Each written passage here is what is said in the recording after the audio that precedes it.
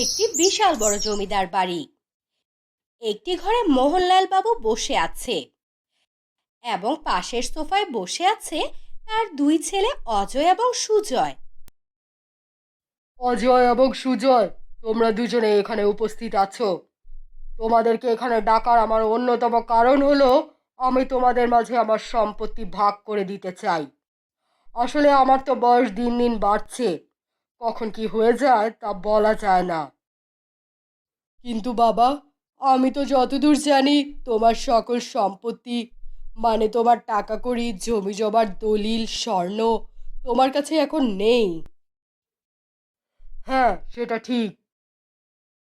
আমি তো কিছুই বুঝতে পারছি না, বাবার সম্পত্তি বাবার কাছে নেই কেন। তার কারণ আজ থেকে 15 বছর আগে আমি একটি জঙ্গলের বহু পুরনো বাড়ির মাটির গর্ত করে সেখানে পুঁতে রেখেছি আমার সকল সম্পত্তি। কিন্তু কেন? কারণ আমাদের তো প্রচুর সম্পত্তি, এই সম্পত্তির উপর সবার লোভ রয়েছে। অনেকবার চুরি ডাকাতির চেষ্টাও হয়েছিল, অনেকের বদনজরও ছিল এই সম্পত্তিতে। তাই আমি সে সময় বুদ্ধি করে সকল সম্পত্তি ওই জায়গায় লুকিয়ে রেখেছি। আচ্ছা বাবা, সেটা না হয় বুঝতে পারলাম, কিন্তু এই সম্পত্তি আমরা এখন উদ্ধার করব কিভাবে? ওই এত বছর আগে রাখা হয়েছে, এতদিনে কি আর জায়গার জিনিস জায়গায় থাকবে নাকি? অবশ্যই আছে, আমি সেভাবে ব্যবস্থা করেই রেখেছি।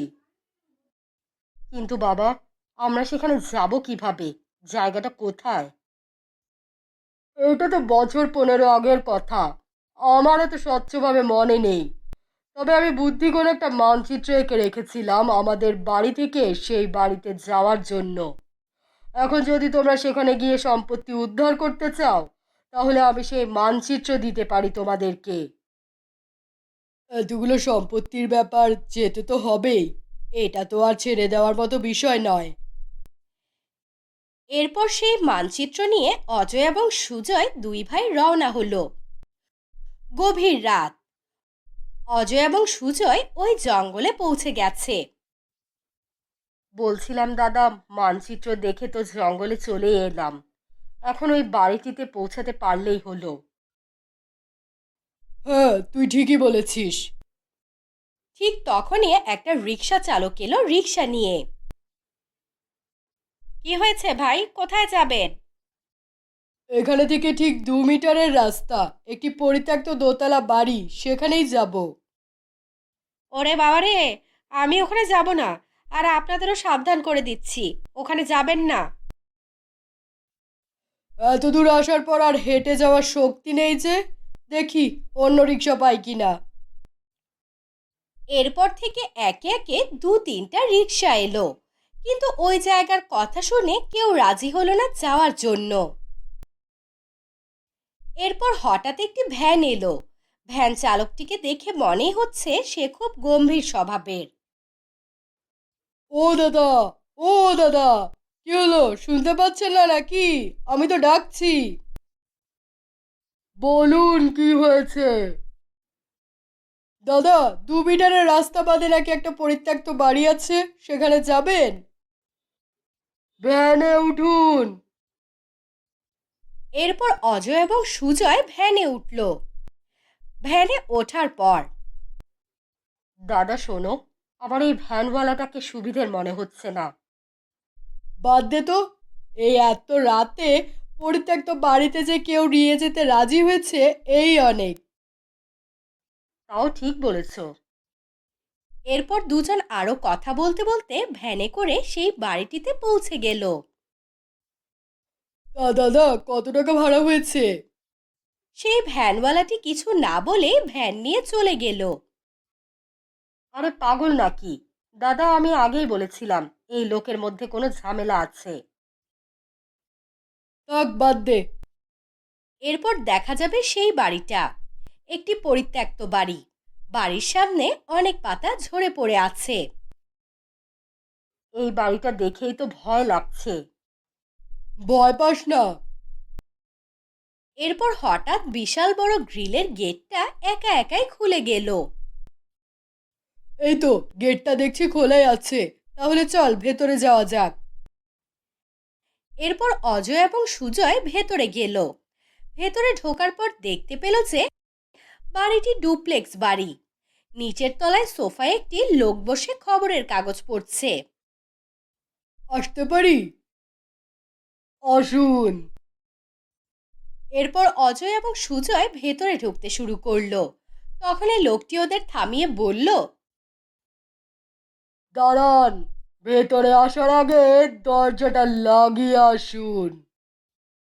এরপর সুজয় গিয়ে দরজাটা লাগালো। কি চাই এখানে? এরপর দেখতে পেল যে এই লোকটা হলো সেই ভ্যানওয়ালাটা। এ কি, আপনি এখানে? সেটাই তো দেখছি। কি হলো কি? আমাকে দেখে ভয় পাওয়ার কি আছে? আপনি তো সেই ভ্যানওয়ালাটা, তাই না? আমাকে দেখে কি আপনার ভ্যানওয়ালা মনে হচ্ছে নাকি? ঝামেলা না করে কি চান সেটা বলুন। আসলে এই বাড়ির ঠিক মাঝখানের দিকে মাটিতে খোদাই করে আমাদের অনেক সম্পত্তি রাখা আছে, আমরা সেটাই নিতে এসেছি। ঠিক আছে, খোদাই করুন, আর নিজের কি কি আছে সেগুলো নিয়ে যান। আপনাকে অনেক অনেক ধন্যবাদ। বলছিলাম যে দাদা, একটা কুড়াল পাওয়া যাবে? মালতী, এই মালতী, এদিকে আয়। জি বলুন। একটা কুড়াল এনে দে ওনাদেরকে। আচ্ছা ঠিক আছে। এরপর মালতী একটা কুড়াল এনে ওনাদেরকে দিল। এরপর অজয় সেই কুড়াল নিয়ে মাটিতে আঘাত করতে থাকলো। এরপর মাটি খানিকটা গর্ত করার পর একটা বড় বাক্স দেখতে পেল। এ কি, এত বড় বাক্স? খুলে দেখি। হ্যাঁ। এরপর অজয় এবং সুজয় মিলে বাক্সটা খুলল। বাক্সটা খোলার সাথে সাথে দেখলো একটি কাটা মাথা বাক্সটিতে পড়ে আছে। এটা দেখে তো অজয় এবং সুজয় বেশ ভয় পেয়ে গেছে। আর কাটা মাথাটি ছিল মালতীর, মানে কিছুক্ষণ আগে যে মহিলাটা তাকে কুড়াল দিল সেই মহিলাটার মাথা পড়ে রয়েছে। অজয় এবং সুজয় তো বিশাল ভয় পেল। এরপর দুই ভাই পেছনে ফিরে তাকিয়ে কাউকে দেখতে পেল না। সেই লোকটিও নেই এবং মালতীও নেই। ওরা তো ভয়ে কাঁপছে। এরপর দেখা গেল সেই কাটা মাথাটা নিজের চোখ খুলল। কি হয়েছে রে তোদের? তোরা আমার ডেরায় ঢুকেছিস? সুজয় ভয়ে কাঁপছে। এরপর হঠাৎ মালতী পেছন থেকে এসে অজয়ের গায়ে টোকা দিল। ও, কেউ বাঁচাও। ঠিক তখনই মালতী তার দুই হাত দিয়ে দুই ভাইয়ের গলা ধরে উপরে তুলল। তোরা কি ভেবেছিস এত সহজে আমি তোদের ছেড়ে দিব? এরপর মালতী হাত দিয়ে দুই ভাইকে ছুঁড়ে ফেলে দিল এবং বট গাছে দুটি দড়ি বাঁধা ছিল সেখানে গিয়ে ঝুলে পড়ল। তুমি আমাদের সাথে এরকম কেন করছো? এর অনেক কারণ আছে। কি করলে তুমি আমাদের ছেড়ে দিবে? তবে তোদের রতনকে উচিত শিক্ষা দিতে হবে। এই রতন কে? আজ থেকে 25 বছর আগে যে আমাকে খুন করেছিল শুধুমাত্র আমার নামে থাকা সম্পত্তি নিজে আত্মসাৎ করার জন্য। তুমি তো নিজেই রতনকে শাস্তি দিতে পারবে যেভাবে আমাদের দিচ্ছ। না, আমি পারবো না, কারণ সেই রতন অনেক বড় কবিরাজের কাছ থেকে একটা রক্ষা কবচ নিয়েছে, তাই রতনকে আমি ছুঁতেও পারি না।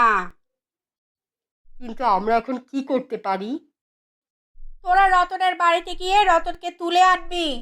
এরপর দেখবি ওর হাতে একটা সুতো বাঁধা আছে, ওটা ছিঁড়ে ফেললে আমি তোদের ছেড়ে দিব।